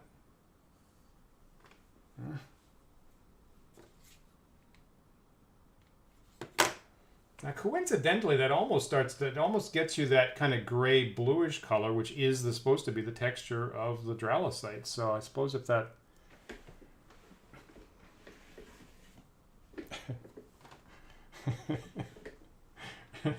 Yeah, maybe I need to get a slightly less screamy, loud newspaper here. But here in Brooklyn, you know what, I am personally mystified by this. But here in Brooklyn, they still do have people come by and throw packets of these circulars on your stoop on a regular basis, and I'm like, is that useful marketing? Is that actually useful business? I'm surprised by it.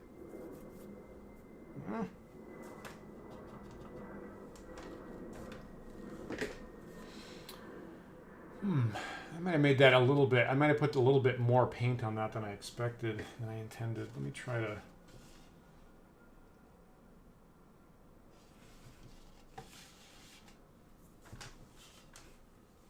I'm gonna homeopathy my wash here with increasingly smaller amounts of paint in the substance.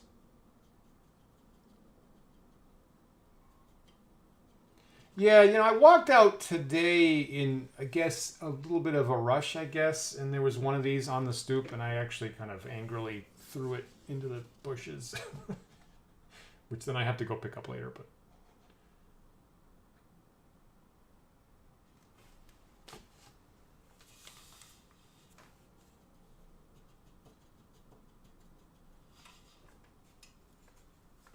Let's try this here.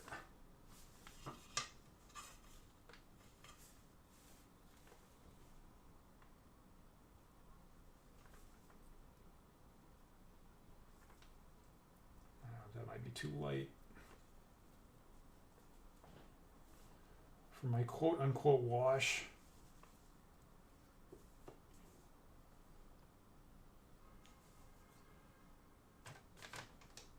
Picked up the eyes pretty well.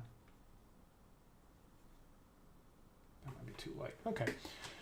All right. So this actually this guy here. I don't know how well this wash is going to work, but this guy here has kind of got me inspired that I'm pretty darn close to the alleged grayish, bluish skin tone that these guys, I guess, canonically have, according to the box. So maybe, I mean, I have the black paint right here.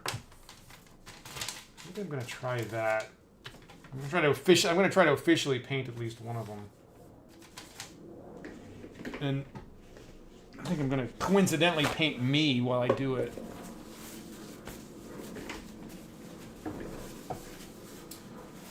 So do I have to add white here for the right color? Just putting this on screen here.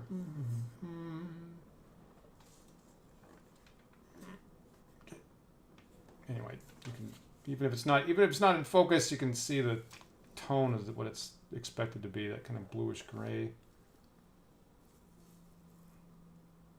So I'm going to attempt to match that. I guess I need to lighten up the Is there a gray? Oh, wait, if there's a gray in the box, then I should use that. Yeah, you know, Laura Sudo, I don't mind. That's a good idea, and I think if I was... I want that too. I want Duralicites of different colors too. I guess I want that. Maybe not those colors. I don't know, maybe I should. So is there actually a gray in the box? That would save me from trying to mix it up. There's white, there's orange, there's blue. Or rather, there's ultramarine is what they called it.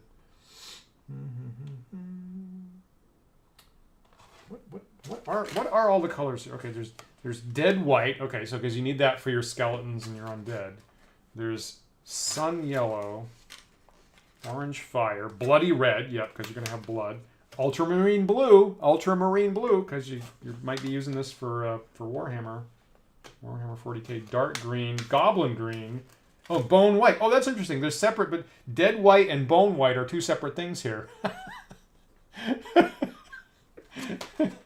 That's okay. That's covered. That's really covering all your bases. Is bronze flesh tone, leather brown, beastie brown, stonewall gray, black, silver, gunmetal, polished gold. Looks. That's actually there is a stonewall gray.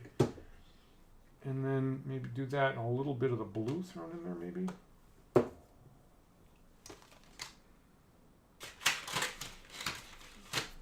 Hopefully I'm not overdoing it.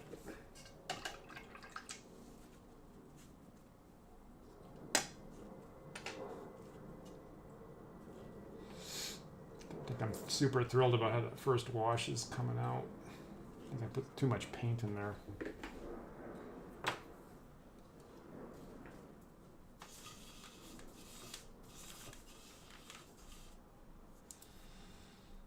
All right, let me try to put a very small amount. Okay, there we go. So I'm learning how to use these bottles as I use them here. Okay, a teeny tiny little bit of blue, not too much.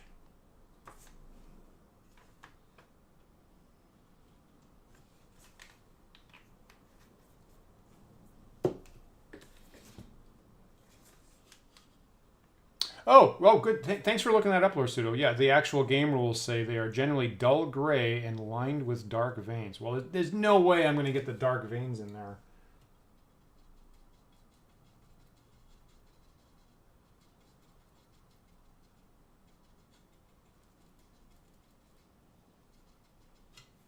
Yeah, like that. That's pretty good.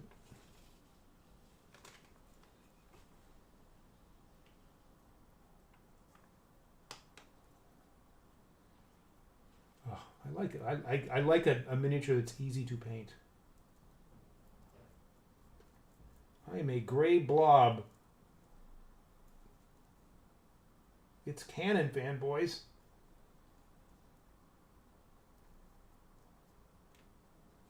Okay, so you know what? As long as I'm doing this, I'm just, you know what? I'm just going to go back. I'm going to do all of them like this. That's what I'm going to do.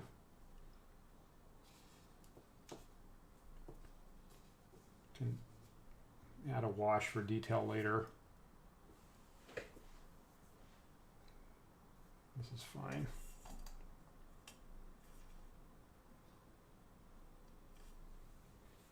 That seems kind of boring and also hard to tell them apart, especially since they don't wear clothes. You're not wrong. Right? Got to agree with that. But I don't mind something super simple for my first miniature here. I'm going to embrace that, and then maybe later on I'll come back and think about other stuff.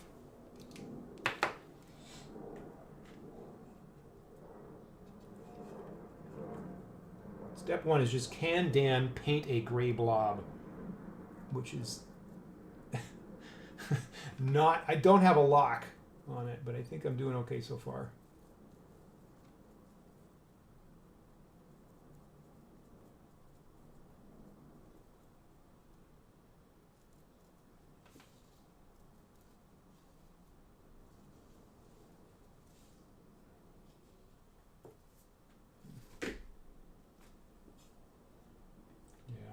My wash was not going to work very well, I don't think. Not super happy with how that was coming out. Oh well, haven't painted stuff in quite a while, so. A nice fuchsia.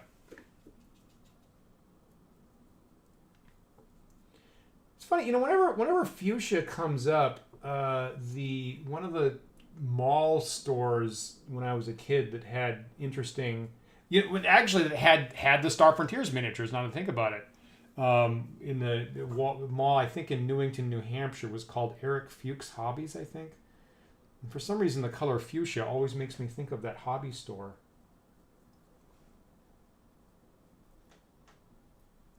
And at the time, you know, they had these games, and they had Traveler, and they had the Star Frontiers miniatures, and I was like, oh, that would be nice, but I, didn't have the wherewithal to even think about getting them at the time. So here I am, all these years later, maniacally obsessed with, I'm going to have too many. I'm going to find a process which allows me to have infinite Star Frontiers miniatures, and that is that is my brain responding to the deprivation at a younger age.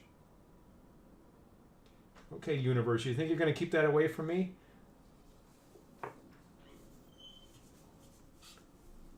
How about I have infinite miniatures? Yeah, okay. Now that I know how to use the bottle and not is this working? Is this on? Or giant squirt. Now, okay, maybe you can tell me, how long does it take these things to dry usually? Do you have to come back a different day? Do you wait 10 minutes before the next thing?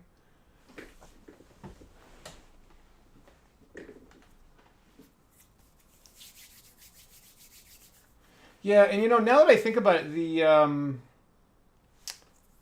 if they're gray and I make the guns metal, that's going to be really monochromatic.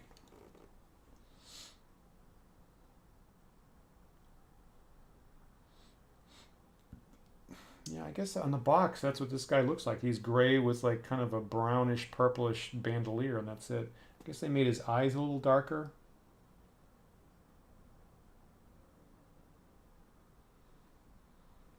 Now the other one in here is a Dralosite in a spacesuit. So the spacesuit's all white with red trim. That might be interesting.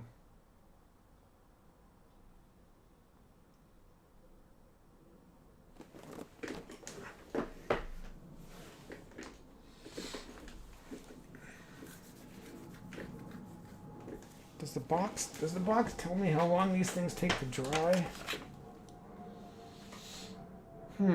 Water-based acrylic colors. Dry, matte, opaque, and self-leveling without brush marks. Colors cover and adhere perfectly to all surfaces, including plastic, resin, or metal.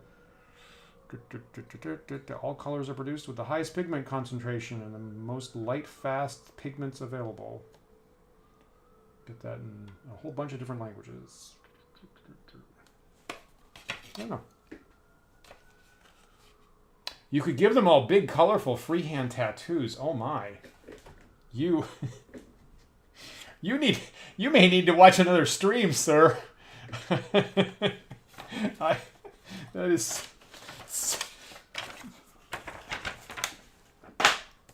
The only thing that I ever did like that is I have a golem miniature, right? And the mythology of the originally Hebrew golem, right? Whatever the linguistic pun is like whatever it is, like live and dead are one character apart. I can't remember what it is, something like that, right? And so the myth is that they made the golem and then inscribed the two characters for live on the forehead, and then it went berserk, and they just had to go in and just inscribe the one extra character that makes it dead, and then it stopped. So I did actually go in and actually look up the correct Hebrew characters that's on the skull of my golem miniature. So Jonathan, if you're ever playing with me and I've got a golem on the table, notice that I did go through the trouble of getting the mythologically correct Hebrew characters on the skull. but I don't know how much more tattooing I can do on teeny tiny dralycites. This is just a giant color list, isn't it? Oh my lord. That's a lot of color.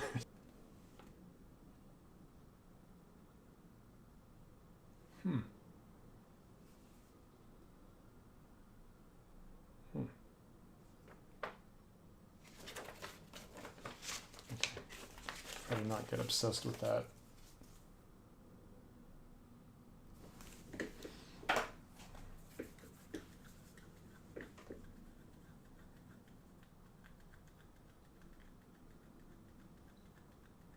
So, Laura Studio, you're asking, do I have Zebulon's Guide to Frontier Space? And I do.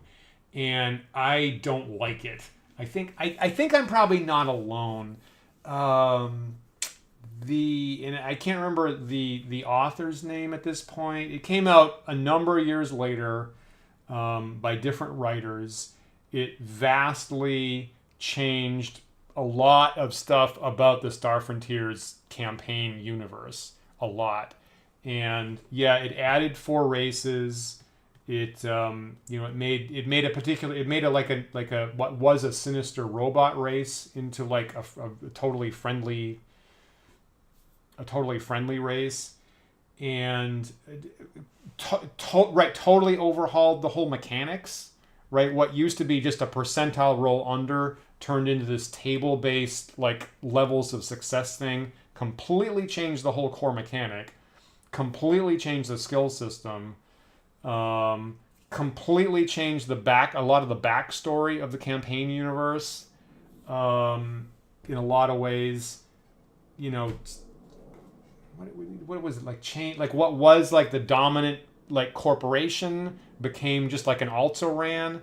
So they really retconned almost everything, frankly. And I think I read more recently that the person that wrote Zebulon's Guide, or the producer that drove it, specifically didn't like Star Frontiers, right? Came in and said, we're going to change a whole bunch of stuff, or feel free to change a whole bunch of stuff, because I don't like Star Frontiers anyway. So I think a lot of Star Frontiers fans aren't very up on Zebulon's Guide.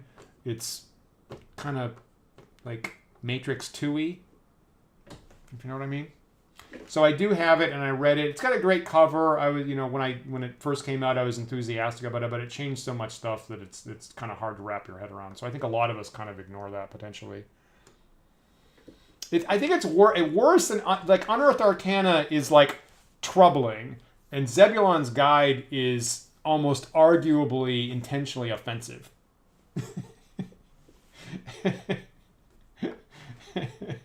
Unearthed Arcana is like, it took me a while to come to the fact that maybe we shouldn't use it, and Zebulon's Guide immediately is like a slap in the face with a wet fish. It's like, how do you feel? Okay, so I'm like, if you're like, I might ask, like, how do you feel about what do they call them? Midichlorians. How do you feel about midichlorians in regard to the Star Wars Force?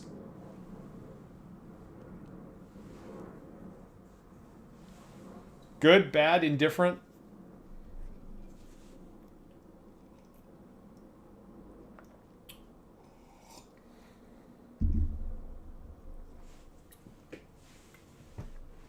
Yeah, okay, well, because that's Zebulon's Guide.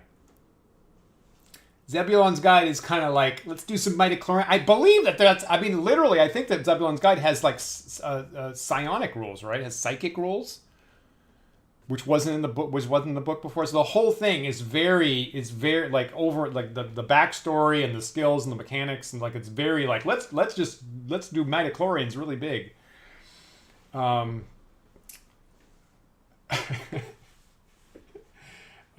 So yeah, right. They have those 4 new races, and one of them are space dwarves, right? And the name's terrible, right? They've got these space dwarves called the Ifschnits. I mean, you're not gonna be able to get anybody to be serious about that in a game, calling them the Ifschnits. Yeah, okay, now I say that, and then right, and then the psionics aren't the most terrible thing in Space Wolf, but it wasn't part of Star Frontiers before, and it doesn't fit, and they changed the core mechanic, and And then, you know what, just as an additional little boot in the butt, right, the cover of Zebulon's Guide has, right, a guy in powered combat armor, right? That's it. There's nothing else. There's nothing happening. Just one figure, one guy standing there in powered combat armor with a whole bunch of like batteries and cables and stuff like that, right? So you're getting Zebulon's Guide. Oh, I'm going to get powered battle armor in my Star Frontiers game. And it's not in the book. That is not in the book, right? And they're like, oh, well, we saved it. We set it aside for maybe a future supplement to Zebulon's and we'd actually give you the powered battle armor rules. And at some point, they put it in a Dragon magazine article because the whole project just expired almost immediately. But on top of everything else, the thing that they're selling to you on the cover isn't in that book. That's a fine how do you do, as we say down the farm. It's very bait and switch.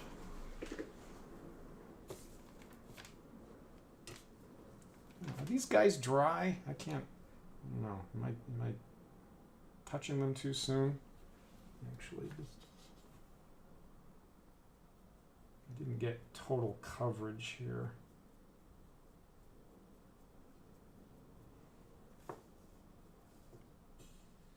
So these guys are a little tacky.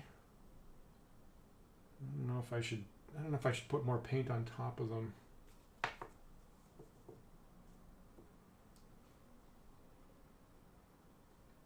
Oof. I didn't do very good with that one. Either that or I'm getting my fingers on it too much. Who is this darn Zebulon? So in the book, right, Zebulon is an explorer, right? You had a high school headmaster named Zebulon? Really?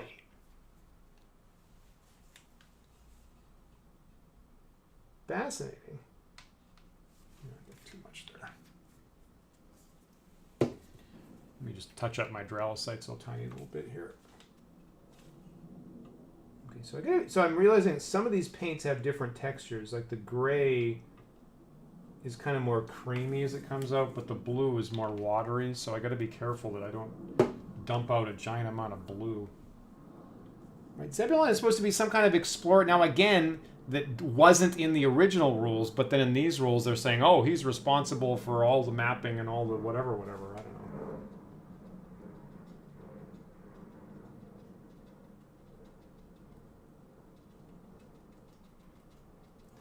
Let me just do some touch-ups here.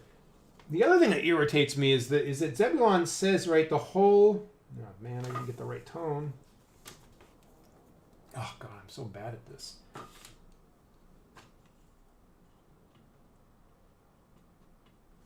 So the original game comes with this big campaign, or at least the beginning of a campaign, right, set on the world of Volturnus. And so your player characters are quite likely, and this is what I'm going to be playing with my friends in a little bit. So the player characters quite likely have this long epic adventure on the world of Volturnus. And Zebulon's comes out, and they've got this timeline of the frontier. And they literally, I believe, they literally say, Volturnus is discovered and almost immediately settled.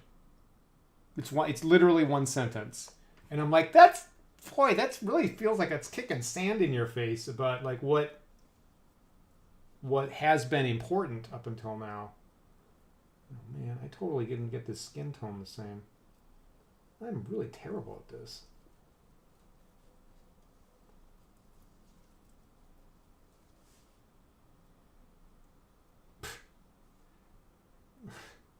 I'm going to have to rename this streaming show like Dan Struggles with Miniature Painting. Feel better about your painting by seeing how bad Dan is at it. Okay, now this coverage is pretty good, so I'm not going to screw it up anymore. Yeah, that's all right. That's fine. Okay, so I have one guy that's a little more gray, and I have other guys that are a little more blue. You know what? There's your color variation right there.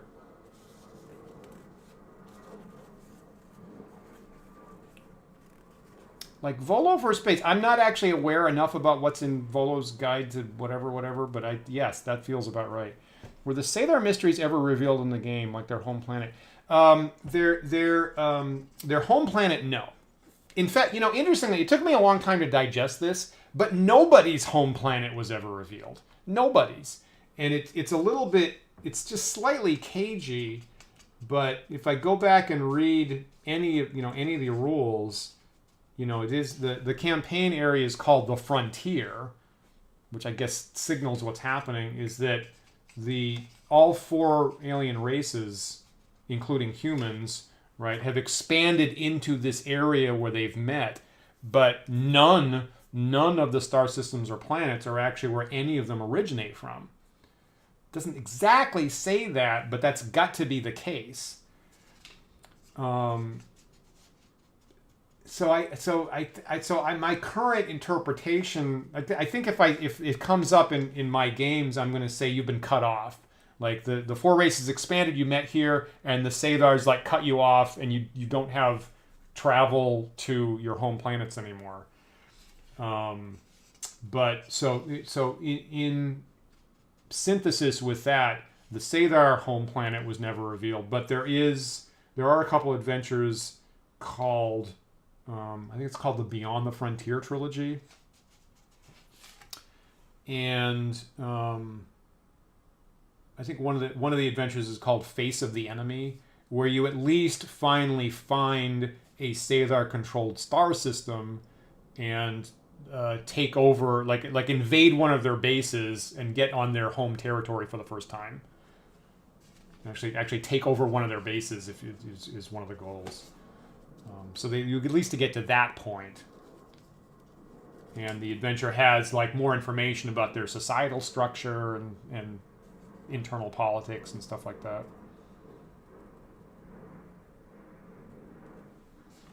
Yeah, the question of what are the home bases, what are the home planets for anybody is actually a bit of a problem, because they never say one way or the other, but I'm pretty sure now that they don't actually tell you anybody's home planet.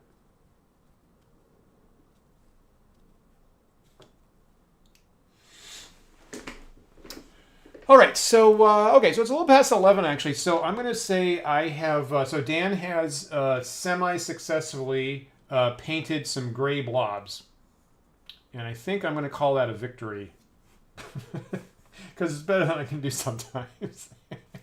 Yeah. All right. Now those are Dralicites. Got a little color variation in there. Just going to compare to the box, right? That's that. There's this. Okay, pretty close. So I got to learn how long it takes these acrylics to dry, and then I'll come in and I will certainly make at least their bandoliers different colors, and maybe their guns different colors. Might be a nice match. Does it reveal their hobbies and pets? Are they really the good guys? I'm pretty sure not. I don't have complete recollection, but I'm pretty sure that they are not ever good guys, and I don't think there's an underclass trying to rebel, as I recall, and I don't think no, they're really into we're gonna make terrifying monsters to create terror for everybody else in the universe. They seem pretty committed to that, as I recall. And there was, at least in no official publication, there's no good guy Sathar that has turned his back on the other ones and is dual wielding laser pistols. What am I thinking of here?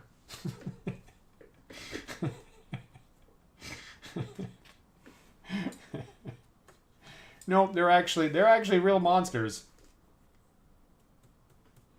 Your campaign isn't going to reveal baby Sathar that the PCs have to decide to kill or spare. Well, now maybe I actually might do that.